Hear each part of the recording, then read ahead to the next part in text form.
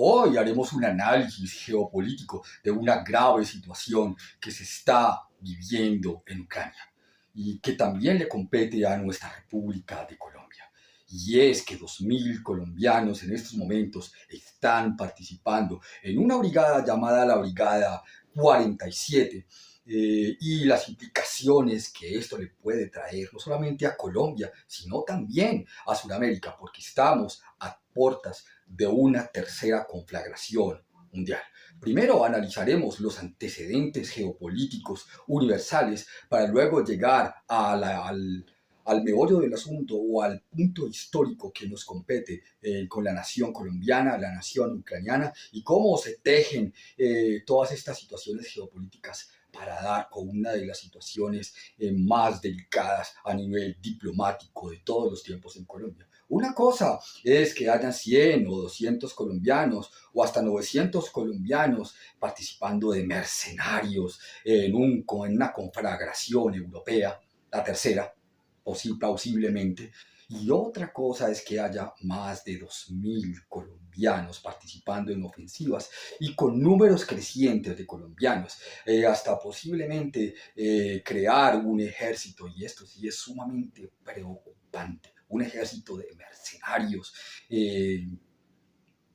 Ucrania.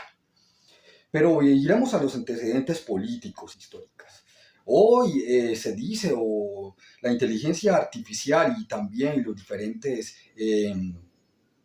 diccionarios en Internet dicen que no hubo ningún tratado vinculante firmado en el año de 1990, cuando hubo la reunificación de las dos Alemanias con la caída del muro de Berlín en el año de 1989-1990, donde se reunieron los principales líderes de la época, como fueron el expresidente de los Estados Unidos, George Bush, la dama de hierro, Margaret Thatcher, el primer ministro alemán, el señor Helmut Kohl, y también el presidente francés, Mitterrand, para comprometerse que con la reunificación de la Alemania, la OTAN o la NATO no se extendería ni un milímetro hacia los países del este de Europa. El tratado fue verbal, no fue un tratado firmado. Y hoy entonces están diciendo el señor ministro actual de Alemania, el señor Merz, y también los guerreristas Macron, el señor Donald Trump y los demás ministros como el ministro británico, que los tratados no son vinculantes, que los tratados simplemente fueron palabras que se las lleva el aire. Pero una cosa es decirle mentiras a un país tercermundista como Afganistán, como Irak y como Libia, y otra cosa muy diferente es mentirle a la Federación Rusa. Esto es muy delicado porque no solamente se violaron los tratados que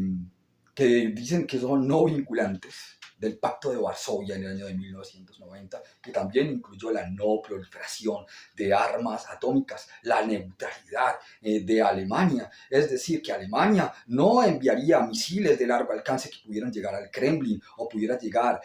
a las fábricas de armamentos de la Federación Rusa en los montes Urales y en Siberia, sino que se comprometía a ser garante, un país neutral, garante de la paz y de la estabilidad europea. Europa, gracias a estos tratados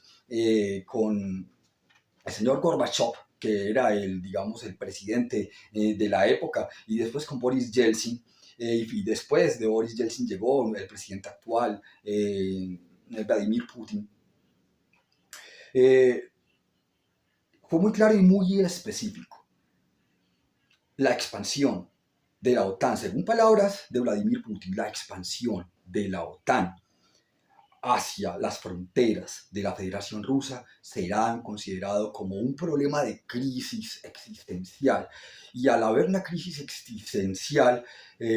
podrá entonces ejecutar una destrucción mutua asegurada. Es decir, que si la coalición de la OTAN atraviesa las fronteras ucranianas, como ya las atravesó en la ofensiva de Kursk, que fue rechazada, esto acarrearía entonces la destrucción mutua asegurada. Se están violando entonces todos los tratados internacionales. La paciencia del señor Putin ha sido excesiva, ya que todas las líneas rojas se han traspasado que podrían llevarnos a un tercer conflicto, a una tercera conflagración global. Esto es sumamente delicado para Colombia y el presidente de la República y la Cancillería debe tomar cartas urgentes en el asunto, porque aquí llegamos entonces al caso particular, al caso histórico de qué es lo que sucedió y por qué el señor Vladimir Putin, que no lo estamos justificando, invadió las fronteras ucranianas. Y el antecedente histórico nos lleva al año 2014, en la época del Euromaidán, cuando se destituyó el presidente prorruso de la época ucraniana. Pero no solamente esto, sino que desde el 2014 hasta la actualidad, casi hasta la actualidad, Ucrania dijo o aseveró querer entrar libremente a ser miembro de la OTAN, violando entonces los pactos a los cuales habían llegado los principales presidentes. Ya nos vamos otra vez a 1990 con Gorbachev y los principales ganadores de la Segunda Guerra Mundial, presidente de Alemania, Inglaterra, Estados Unidos y la Unión Soviética de la época, lo que hoy es la Federación Rusa.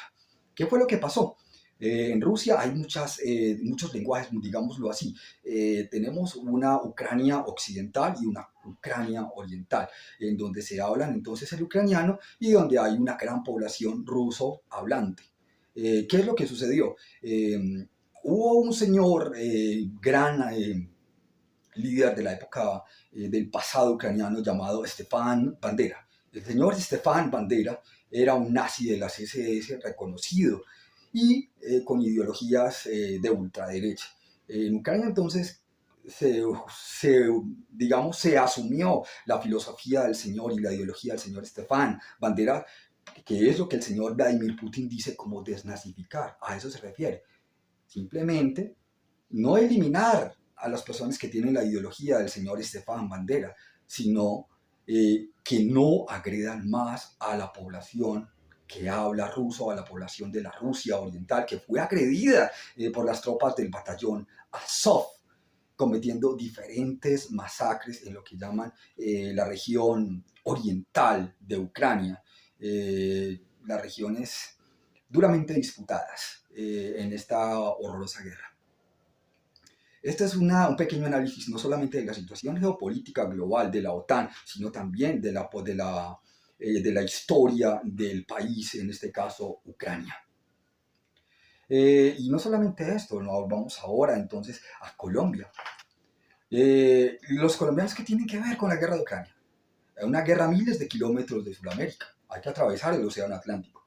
Miles de colombianos, o el 60% de la población colombiana que no tiene dinero para viajar a San Andrés y Providencia para unas vacaciones decentes, pagas, sí están teniendo el suficiente dinero para atravesar medio mundo a llegar a las fronteras polacas y luego enrolarse de mercenario, porque eso no tiene otro nombre, de mercenario en el ejército ucraniano. Y lo más grave, desvivir o sacar del plano existencial a ciudadanos rusos, en un conflicto que no le compete a la nación colombiana, en un conflicto que no es ideológico ni siquiera, sino que es un conflicto de intereses, de espacio entre lo que son la OTAN o los países pertenecientes a la OTAN, con la cabeza de los Estados Unidos, y el señor Vladimir Putin, que no quiere que su esfera de influencia sea acaparada y que no se desmiembre la Federación Rusia en pequeños países, así como ha sucedido con Libia, con Irak y con diversos países donde los Estados Unidos y la OTAN ha intervenido en ocasiones anteriores. Esto es sumamente delicado, pero vuelvo y digo, los colombianos que han ido en otras oportunidades al país, a la nación haitiana, a la isla de Haití, a cometer lo que cometieron con el presidente Jovenel Moïse, esto es un antecedente muy delicado.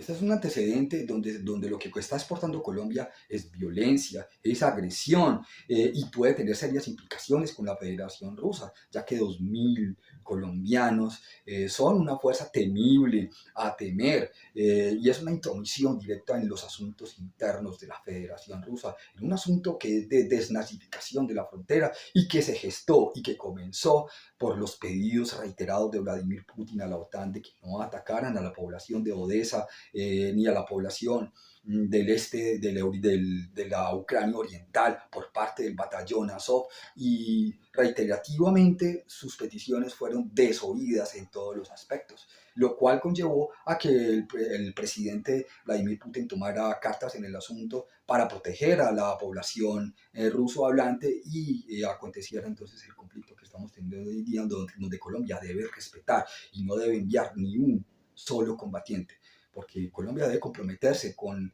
el respeto a la vida no solamente de los ciudadanos colombianos, sino también de los ciudadanos ucranianos y de los ciudadanos rusos, con con respeto por la vida de todos los seres vivientes y de todos los seres humanos del mundo. Esto es muy importante. Colombia no debe entonces interceder en conflictos internacionales que pueden prender la mecha de una tercera conflagración mundial. Se nos va la vida y la estabilidad regional en eso. Entonces es sumamente importante lo que se está jugando aquí y se debe evitar por todos los medios que los colombianos sigan viajando a intervenir en ese conflicto internacional